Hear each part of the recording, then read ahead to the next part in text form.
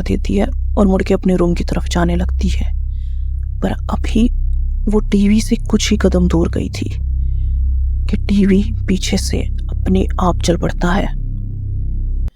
अब दिया डर जाती है, धीरे से डरते हुए पीछे मुड़ती है। टीवी के पास जाके उसे बंद ही करने लगी होती है। उसे ऐसा लगा जैसे उसने टीवी में से अपना नाम सुना।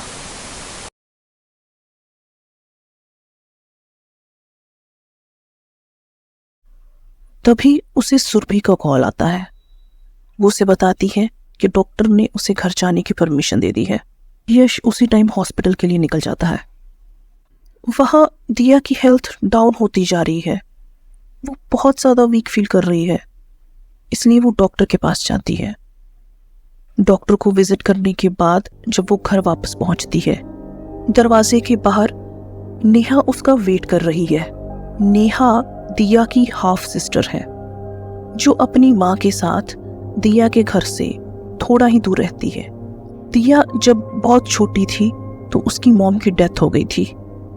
कुछ सालों बाद उसके डैड ने दूसरी शादी कर ली। दिया ने कभी भी अपनी स्टेप मॉम शालिनी को एक्सेप्ट नहीं किया, लेकिन उनकी बेटी नेहा से उसे अटैचमेंट हो गई थी। नेहा तो दिया को बिल्कुल अपनी सगी बहन की तरह ही प्यार करती है। शालिनी जी ने भी हमेशा उसे अपनी बेटी ही माना। दिया अपनी डैड से बहुत प्यार करती थी, पर सैडली उसका कॉलेज कंप्लीट होने के कुछ महीनों बाद ही उसके डैड की भी डेथ हो जाती है। वो बहुत दुखी होती है, पर किसी तरह खुद को संभाल लेती है और अपने काम पे फोकस करने लगती है। तभी से वो अलग घर में रह रही है, पर वो मालिनी के साथ ज्यादा टाइम स्पेंड करने लगी और नेहा से दूर होने लगी। यश से ब्रेकअप के बाद तो उसका नेचर बिल्कुल ही बदल गया था। उसने नेहा से मिलना, बात करना लगभग बंद ही कर दिया था। पर नेहा को अपनी बहन की फिक्र थी, फिर चाहे वो उसके साथ कितना भी रूडली बिहेव क्यों ना करे। अब ठीक हो दी? बहुत दिनों से बहुत वीक दिख रही हो, डॉक्टर को कंसल्ट करना चाहिए आपको, नेहा ने कहा। वहीं से आ रही हूँ। ये बोलते हुए दिया दरवाजे के पास जाती है और बैग में अपनी चाबी ढूंढने लगती है। आप प्लीज अपना ख्याल रखो, मैं खाना लेके आई हूँ आपके लिए, रोज ले आऊंगी जब तक आपकी हेल्थ ठीक नहीं होती। इनफैक्ट आप कुछ दिन मेरे और माँ के साथ ही रह लो। Neha, I am fine, please don't interfere. Interfere तो आपकी लाइफ में कोई और ही कर रहा है दी, पता नहीं आपको कब समझ में आएगा। Oh god, Neha, I don't understand, तुम्हें मालिनी से क्या प्रॉब्लम है? नेहा एक सरकास्टिक सी स्माइल देती है। मैं अगर समझाऊंगी भी तो कौन सा आप मान लोगी दी? नेहा बहुत प्यार से अपने घर से लाया हुआ खाना दिया के हाथ में रख देती है। आपको किसी भी चीज की जरूरत हो, किसी भी time, please just give me a call. जैसे ही नेहा वहां से जाने लगती है, दिया उसे पीछे से आवाज देके पूछती है, मेरे घर की एक स्पेयर की अभी भी तुम्हारे पास है ना? मैंने तुमसे पहले भी बहुत बार मांगी है, तुम प्लीज मुझे मेरी कीज वापस कर दो। नेहा इसके जवाब में कहती है, वो मैं नहीं दे सकती आपको, आप अकेली रहती हो, आपकी हेल्थ भी ठीक नहीं रहती है, आपको कुछ इमरजेंसी होगी तो। इनफैक्ट आप भी मेरे घर की चीज संभाल के रखिए, मुझे कई बार शहर से बाहर जाना पड़ता है, पीछे से मॉम अकेली होती है। दिया आगे कुछ नहीं बोलती, उसका मन कर रहा था वो नेहा को सब कुछ बता दे, पर पता नहीं क्यों उसे बिना कुछ कहे बस अपने घर के अंदर चली जाती है। ऐसा करना उसके लिए बहुत बड़ी गलती साबित होता है। आधी रात जब वो सुकून से अपने बेड पे सो रही थी, अचानक से एक आवाज से उसकी नींद टूटती है, जैसे कोई उसके बेड के नीचे से जोर जोर से मार रहा है। वो बहुत डर जाती है। आवाज बंद होने पे अभी उसने थोड़ा खुद को संभाला ही था कि फिर से बैंगिंग होती है, और ज्यादा जोर से, इतनी जोर से कि उसका बेड शेक करने लग जाता है। वो डर से चिल्लाने लगती है। तभी ये सब रुक जाता है। नेहा की हिम्मत नहीं हो रही कि वो बेड के नीचे देखे। उसे लगता है कोई घर में घुस आया है और उसे नुकसान पहुंचाना चाहता है। वो तेजी से अपने कमरे के बाहर भाग जाती है और झट से दरवाजा बाहर से बंद कर देती है। वो वहीं दरवाजे के पास बैठ जाती है। वो बहुत घबराई हुई है, लेकिन कुछ ही मिनटों में किसी तरह वो अपने डर पे काबू पाती है और वहां पड़ा हुआ बांस उठाती है और हिम्मत करके धीरे से दरवाजे के नॉब को घुमाती है। अचानक से एक ही झटके से वो दरवाजा खोलती है और लाइट्स ऑन करती है। कमरे में कोई नहीं है। वो बेड के नीचे देखती है, कमरे में हर जगह चेक करती है, उसे कोई नहीं मिलता। वो बहुत हैरान होती है। वो देखती है कि कमरे की खिड़कियां भी अच्छे से लॉक है। वो एक गहरी सांस लेती है और बेड पे बैठ जाती है। वो मालिनी को फोन करती है और जो उसके साथ अभी हुआ वो सब उसे बताती है।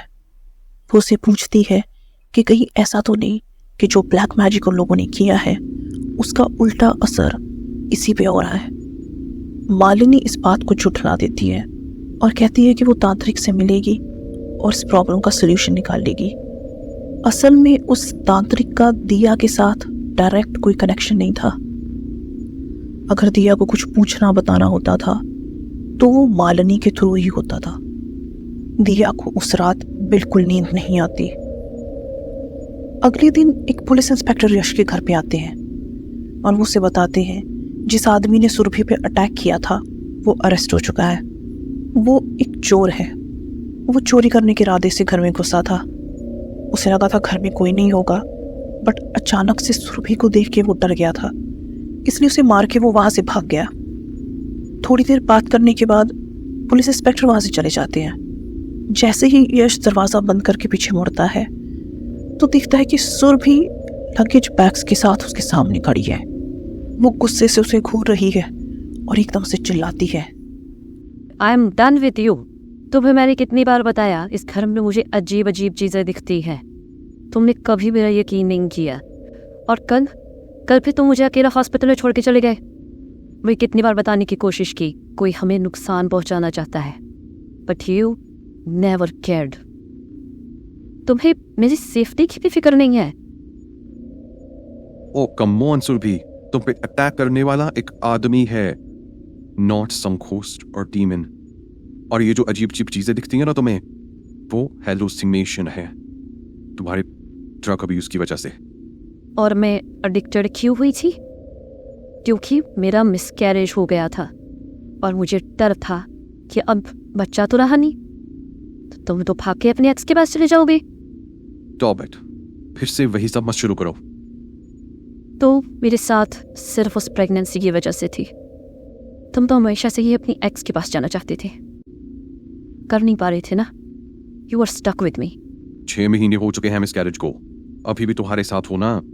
शादी हो रही है हमारी। What else do you want?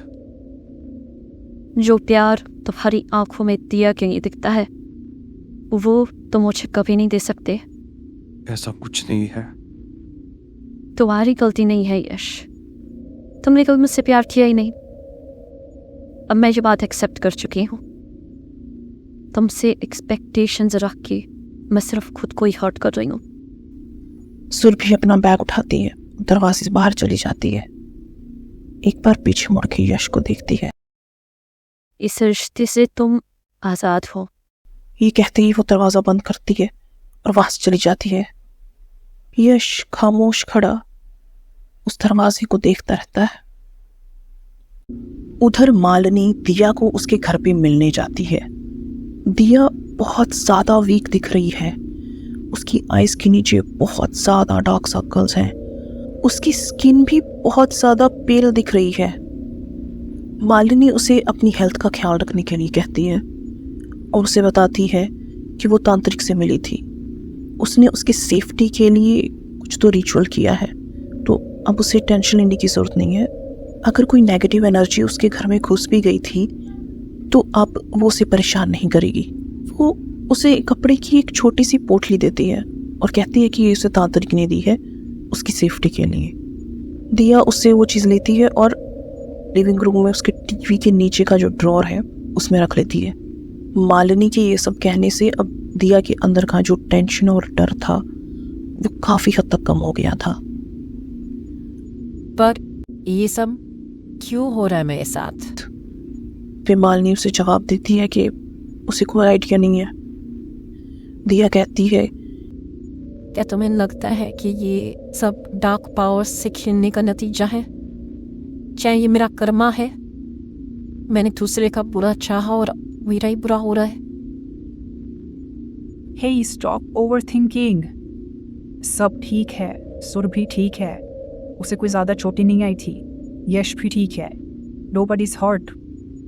हम बुरे नहीं हैं, हम सिर्फ यश को तुम्हें हर्ट करने के लिए विश करना चाहते थे। तुम भूल गए क्या उसने तुम्हें कितना हर्ट किया था?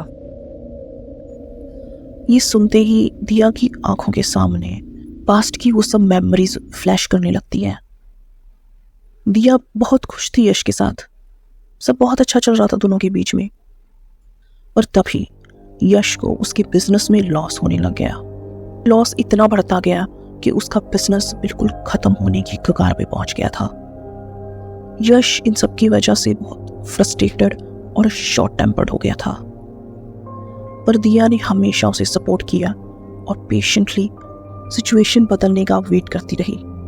पर उल्टा यश हर चीज की फ्रस्ट्रेशन उसी पे आके निकाल देता, हर छोटी छोटी बात पे झगड़ा करने लगता। इवन कई बार तो इस चीज की जेलसी भी दिखती थी उसमें कि दिया का काम सब अच्छा भला क्यों चल रहा है। बहुत टॉक्सिक हो गया था वो, बहुत ज्यादा झगड़े होने लग गए थे दोनों में। दिया के लिए उस रिश्ते में रहना बहुत मुश्किल हो गया था, पर दिया को उसकी फिक्र थी, वो उसे अकेले नहीं छोड़ना चाहती थी इस हालात में। पर एक दिन यश दिया को बहुत बुरा भला कहता है, बहुत झगड़ा करता है उसके साथ। दिया की गलती सिर्फ इतनी होती है कि वो अपने दोस्तों को यश की हेल्प करने के लिए कह देती है। पूरी रात दिया रोती रहती है, फाइनली यश को छोड़ देती है। पर अभी भी यश के लिए उसके दिल में कोई नफरत, कोई गुस्सा नहीं था। उसे तब भी यही लग रहा था कि अगर यश के हालात सुधर गए तो वो फिर से उसे पहले की तरह प्यार करने लगेगा और अपनी सब गलतियों के लिए उससे माफी मांग लेगा। वो सोचती है कि शायद कुछ टाइम के लिए उसका यश से दूर रहना ही सही है। ब्रेकअप के कुछ ही हफ्तों बाद यश को एक नया इन्वेस्टर मिलता है और उसे बहुत सारी नई डील्स मिलती हैं और कुछ ही महीनों में ना सिर्फ लॉसेस रिकवर करता है, उसकी इनकम भी पहले से ज्यादा बढ़ जाती है। दिया को इन सब चीजों के बारे में पता चलता है, वो बहुत खुश होती है। उसे लगता है अब उसके और यश के बीच में भी सब कुछ ठीक हो जाएगा। वो वेट करती है कि जब यश पूरी तरह से उसके पास वापस आने के लिए तैयार होगा, वो खुद सामने से आके उससे बात करेगा। पर इससे ठीक उल्टा होता है। दिया को पता चलता है कि यश ने सुरभि से एंगेजमेंट कर ली है। वो पूरी तरह से टूट जाती है, वो बहुत हर्ट होती है, वो खुद को संभाल ही नहीं पाती। पर धीरे धीरे उसके अंदर का ये जो दुख है वो गुस्से में बदलने लगता है और गुस्सा बेहद नफरत में। पर आज उसे अपने अंदर वो नफरत फील नहीं हो रही, उल्टा उसे पछतावा हो रहा है अपने किए का। वहां यश अपने घर में अकेला बैठा ड्रिंक कर रहा है, उसके जहन में भी यही सब ख्याल चल रहे हैं। दिया के जाने के बाद उसे अपनी गलतियों का बहुत पछतावा था। वो बहुत शर्मिंदा था अपने बिहेवियर से। वो दिया से मिलकर उससे माफी मांगना चाहता था, पर उसकी हिम्मत नहीं हो पाई। वो डरता था कि उसने दिया के साथ इतना बुरा किया है, शायद वो उसे कभी माफी ना करे। सुरभि उसके इन्वेस्टर की बेटी थी, वो उसे लाइक करती थी। एक रात एक पार्टी में यश बहुत ड्रिंक करता है। सुरभि भी जानती थी कि यश दिया से पैचअप करना चाहता है। वो उसके नशे में होने का फायदा उठाती है, उसे सिड्यूस करती है और उसके साथ इंटीमेट हो जाती है। होश में आने पे यश उसके साथ बहुत झगड़ा करता है, उसे साफ साफ बता देता है कि उसके दिल में उसके लिए कोई फीलिंग्स नहीं है। कुछ हफ्तों बाद जब यश फाइनली हिम्मत जुटाता है कि वो दिया से जाके बात करेगा, तभी उसे सुरभि आके बताती है कि वो प्रेग्नेंट है। यश को लगता है शायद किस्मत भी नहीं चाहती कि वो और दिया साथ हो, और वो सुरभि को इस हालत में अकेले नहीं छोड़ सकता था। वो सुरभि से शादी करने का डिसीजन लेता है। मालिनी के घर से जाने के बाद दिया कुछ टाइम रेस्ट करती है, फिर किसी ज़रूरी काम से घर से बाहर चली जाती है और बहुत देर रात घर वापस आती है। नहाने के बाद दिया किचन में गई, उसने एक गिलास पानी पिया और गिलास को प्लेटफॉर्म पर रख दिया। फिर वो मुड़ के अपनी प्लेट में खाना डालने लगती है।